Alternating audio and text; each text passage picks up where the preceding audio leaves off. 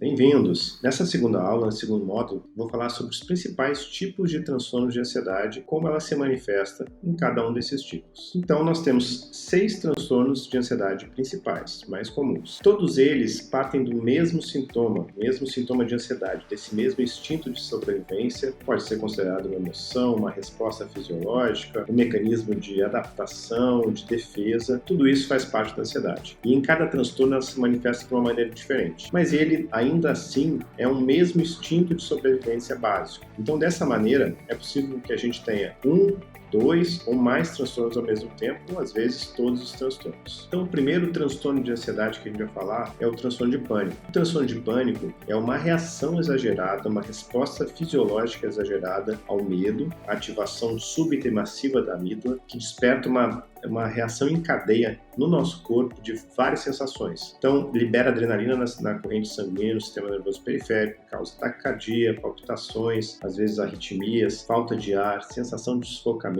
tontura, vertigem, sensação de desmaio, dor de cabeça, enxaqueca, formigamentos, uma série de sintomas, geralmente todos eles ao mesmo tempo. Então, isso causa uma sensação de perda de controle do nosso corpo e da nossa mente. E muitas vezes é uma sensação de morte iminente. Então, as pessoas confundem ou têm os sintomas muito parecidos com um sintoma de infarto. Pode dar uma ardência no braço, no peito, com irradiação para o braço, que é o sintoma mais comum de infarto, e isso dá essa sensação, estou tendo infarto, e geralmente as pessoas procuram a emergência por causa dessa crise. Então, a crise de pânico é muito parecida com uma crise de infarto, com outras crises de tontura, de desmaio, AVC, etc. Então, a pessoa tem certeza que está tendo um tipo de crise dessas, e aí fica mais desesperada e, pelos sintomas todos, acaba desenvolvendo pensamentos catastróficos. Vou morrer, vou perder o controle, vou enlouquecer. O transtorno de pânico é quando a gente tem uma crise dessas e aí começa a ficar com medo de ter uma nova crise. É claro, essa crise é extremamente desesperadora. Se torna um medo constante, uma evitação para não ter essa crise de maneira nenhuma. A pessoa acaba desenvolvendo uma maneira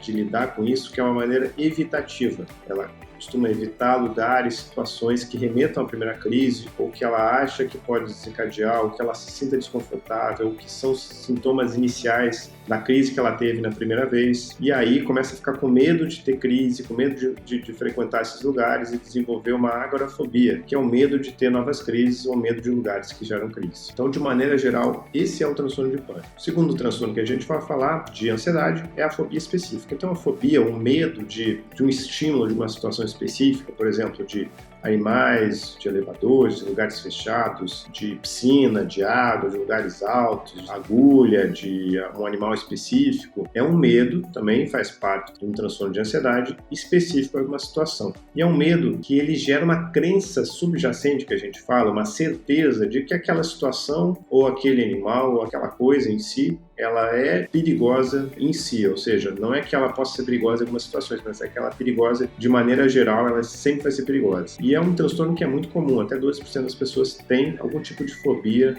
específica. O terceiro transtorno de ansiedade que a gente vai falar, que também é muito frequente, é o TOC, mais conhecido como TOC, que é o transtorno obsessivo compulsivo. Ele é um transtorno de ansiedade também, que é causado pela ansiedade, que gera pensamentos intrusivos e recorrentes de imagens ou pensamentos desagradáveis, estressantes. Então, imagens desagradáveis, imagens sexuais desagradáveis, imagens de morte, imagens de perigo, ou pensamentos de que estamos sendo contaminados, ou que algum problema vai acontecer, alguma catástrofe vai acontecer, ou que a gente vai cometer algum erro, ou que está se comportando de uma maneira inadequada, isso vai gerar algum problema, alguma catástrofe. Então, tem sempre esse conteúdo de ser catastrófico, mas é um pensamento que ele é gerado automaticamente e ele é intrusivo e que a gente não consegue controlar. Como é que é a nossa resposta, na maioria das vezes, para lidar com esse tipo de pensamento intrusivo? É gerar algum comportamento, algum ritual, alguma atitude que vai bloquear esse pensamento, que vai gerar um alívio imediato. Essa é a compulsão. Então, quando a gente tem um pensamento obsessivo, por exemplo, eu cheguei em casa e não lavei a mão, vou me contaminar com algum vírus ou alguma bactéria. Tenho que lavar a mão 1, 2, esse é o comportamento, lavar a mão 1, 2, se eu lavar 10 vezes, a mão, eu tenho certeza que eu não vou me contaminar. Acontece que o comportamento compulsivo, ele na maioria das vezes, ele gera um alívio que é momentâneo, que é imediato, mas novamente vem aquela dúvida. O transtorno obsessivo compulsivo também é um transtorno da dúvida. A pessoa sempre fica na dúvida se aquele comportamento compulsivo que ela realizou foi suficiente para controlar o pensamento obsessivo. Então ela acaba repetindo esse comportamento. Então lavou 10 vezes, não vai ser mais suficiente, vai ter que lavar mais 10. Não lavou direito, já encostou em alguma coisa novamente. Então, de uma maneira geral, para esse exemplo específico, mas existem vários pensamentos obsessivos e existem várias compulsões ou rituais para inativar esses pensamentos, para aliviar esses sintomas. O quarto transtorno de ansiedade, que também é muito comum, é o transtorno de ansiedade generalizada. Então, o transtorno de ansiedade generalizada é uma tendência da pessoa se preocupar em todas as situações, em qualquer situações, com todas as possíveis consequências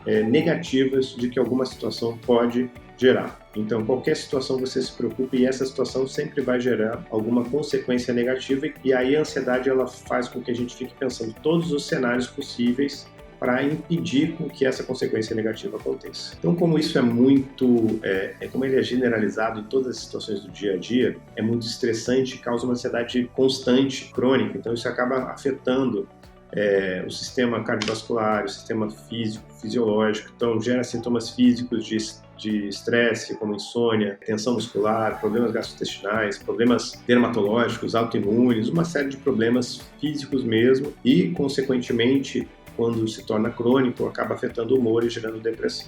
O quarto transtorno de ansiedade que a gente tem, quinto foi o transtorno de ansiedade generalizado. O quinto, mais comum, é a fobia social, um transtorno de ansiedade social, um transtorno muito comum, geralmente acomete mais homens que mulheres. Lá pela adolescência ele começa a se manifestar e atinge o pico lá pelos 20 anos, quando a pessoa saiu ali da transição da adolescência e foi começar a vida adulta, de trabalho ou de faculdade. Então, o que é o transtorno de ansiedade social? Na verdade, ele é um medo, ou seja, ele também tem a base, vem do medo, vem da ansiedade, de ser julgado em situações sociais. E aí é um julgamento das suas características, da maneira com que você age e principalmente do seu desempenho. Será que eu vou falar da maneira correta? Será que eu vou me comportar da maneira correta? Será que eu vou comer da maneira correta? Será que eu vou escrever da maneira correta? Será que eu estou me vestindo da maneira correta? Será que as pessoas estão percebendo o meu comportamento? E será que esse comportamento é adequado? Então gera um medo de ser julgado negativamente em situações sociais. Então, por exemplo, em festas, em apresentações, em encontros sociais, em banheiros públicos, comer também em locais públicos e principalmente em conhecer novas pessoas ou situações sociais novas. Ele gera uma tensão extrema constante, assim como na ansiedade generalizada, mas é mais física. A ansiedade também é física, mas a generalizada também é física, mas ela é mais crônica. Então é um medo mais pontual de uma situação social, você fica com uma tensão extrema e uma paralisia, e acaba com que gera um comportamento de preocupação obsessiva sobre as interações sociais e uma tendência a evitar essas situações, como se isolando através do isolamento, e aí costuma provocar um excesso de isolamento, uma solidão e também, consequentemente, sintomas depressivos. E o sexto transtorno de ansiedade mais comum é o estresse pós-traumático, o TEPT. O estresse pós-traumático acontece quando a pessoa passa por alguma situação em que ela sofre, ela é vítima, ou ela é testemunha de uma situação grave de ameaça à vida ou um dano grave. Por exemplo, violência física, abuso dos mais variados, um assalto à mão armada, um assalto que tenha tido violência, ou simplesmente um assalto que tenha risco, acidentes graves, exposição a guerras, entre outras situações graves que comprometem o risco à vida, que a pessoa tenha se colocado em vida ou que tenha sido muito violenta, ela tenha presenciado um desastre aéreo, por exemplo, pessoas que morreram. Então isso gera um trauma, então é o estresse pós-traumático. E aí, um sintoma comum no estresse pós-traumático é revivenciar, reexperimentar esse trauma. Como? De duas maneiras. Ou através de pesadelos recorrentes, ou através de flashbacks, que mesmo acordado durante o dia, você lembra de imagens, você vê imagens. Então, a consequência disso é uma irritabilidade constante, uma tensão constante e uma hipervigilância. A pessoa fica vigilante em todas as situações para que isso não se repita. Ou seja, qualquer coisa ela leva um susto, vê alguém estranho entrando no ônibus, entrando na agência bancária, entrando no trabalho, já acredita, por exemplo, no caso de ter sofrido um assalto, que vai ser novamente um assalto, então ela fica hipervigilante, isso gera insônia, irritabilidade, tensão muscular e também, consequentemente, alguns sintomas depressivos. Então, são esses os 6 principais transtornos de ansiedade. Que bom que você ficou até aqui. Na próxima aula, a gente vai falar um pouco sobre como lidar com a ansiedade e como a meditação ela é muito importante, como ela é um recurso poderoso para lidar com a ansiedade e em todos os transtornos de ansiedade. Se você gostou, não deixe de curtir, de comentar qualquer dúvida e me seguir aqui no canal. Um grande abraço.